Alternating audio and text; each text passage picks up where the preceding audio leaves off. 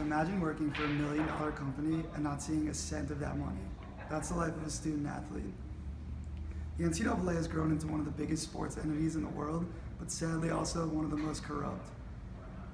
It baffles me how a multi-million-dollar company can get away with not paying the people who make them most of their money, and it also baffles me how they feel no remorse.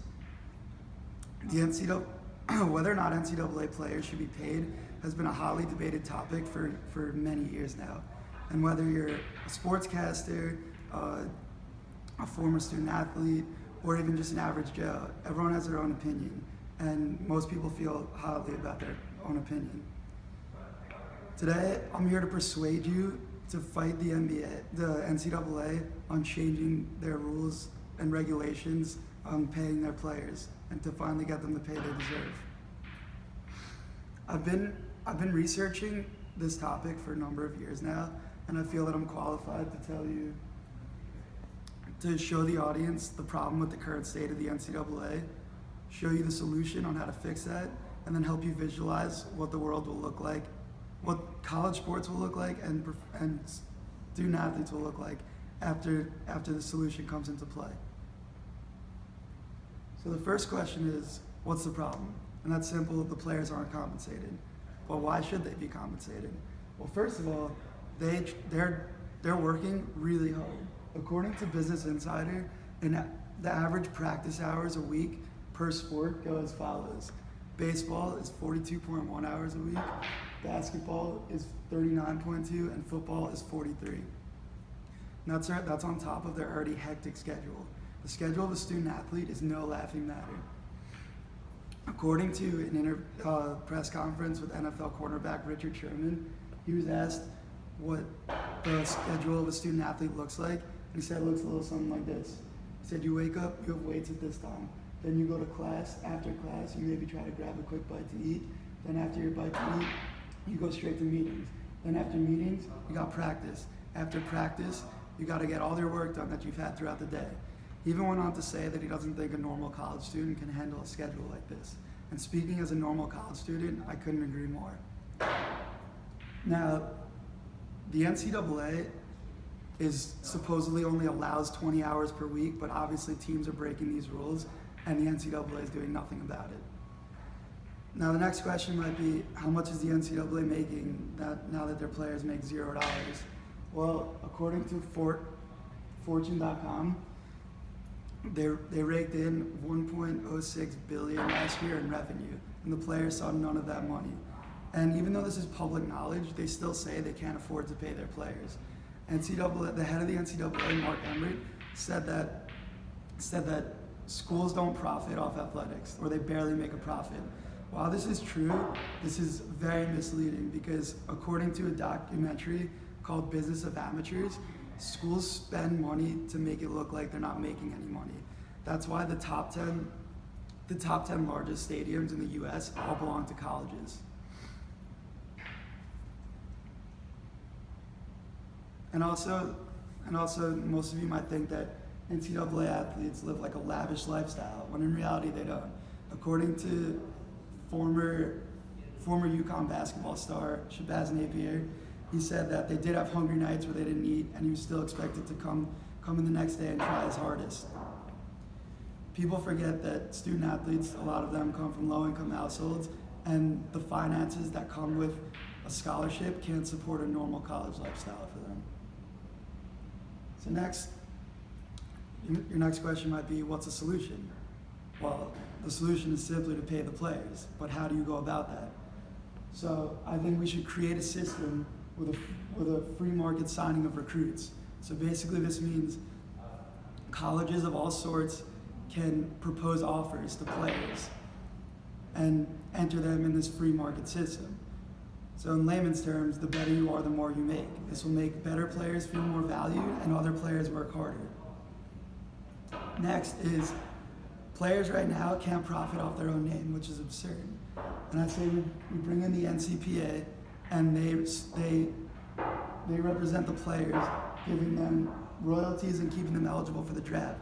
This will allow them to make themselves marketable to the public. They can make money off shoe deals and and endorsements and merchandise and autographs and so on. They'll finally be able to profit off their own name. Now, some people may have some objections to this. Like the NCAA says, we pay our players with a free education. Now, why this is true and a free education is valuable, it's only valuable if A, you don't get injured and lose your scholarship, or B, you actually find the time in your hectic schedule to attend these classes. And the education they get is so watered down as is. They take what's called paper classes, which gives you the necessary GPA you need to play. So they're not receiving a proper education. They're taking classes like African American studies and taking languages such as Swahili, which is not useful later in life. So I've shown you how beneficial the solutions can be. Now I just want to help you picture what they'll do for the future of college sports and student athletes. So first of all, student athletes won't be in a rush to go to the league anymore. Now that they've gained back their basic player rights and they're getting what they want, there's no rush to get out of college. Next, they can pursue a job outside of their sport, which is good because according to the NCAA official website, only about 2% of student athletes make it to the professional level. So pursuing a job outside of their sport will maybe help them with their future. Next, there will be a decrease in illegal benefits given to recruits. Now that they're able to get what they want legally, there's no reason to go under the table anymore. And lastly, they teach student athletes how to handle the money that's going to come to them if they reach the professional level. Because according to CNN, around 60% of NBA players are broke within 5 years of retirement.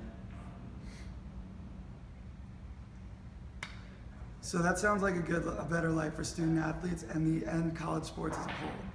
So what I want to leave you with is the NCAA is a multi-million-dollar company, and the people who work for them don't make anything from it. I've showed you the problem with the current state of the NCAA. I've showed you the solution, and I've helped you visualize the future once a solution comes into play.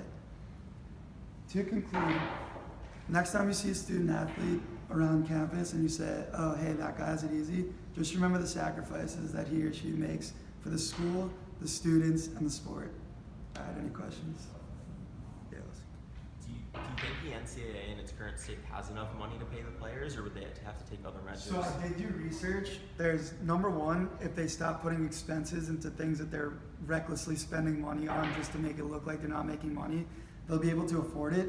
But after doing the research, they have enough money and it wouldn't cost an insane amount.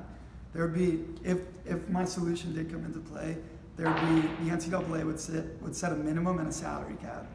And obviously all the schools would have a say, would have to come into say on that. What are some of the things that you think schools and universities are spending too much money on? So, stadiums definitely, they spend money on stadiums, they're paying their coaches millions of dollars, which I don't think they don't deserve, but should give to players and whatnot. Merchandising, a lot of useless stuff, like the Alabama Stadium had an MTV Cribs, they have an arcade in there and stuff, and that's just not, I'd rather be paying the players. Last one. So, what do you think the typical salary for a college athlete should be?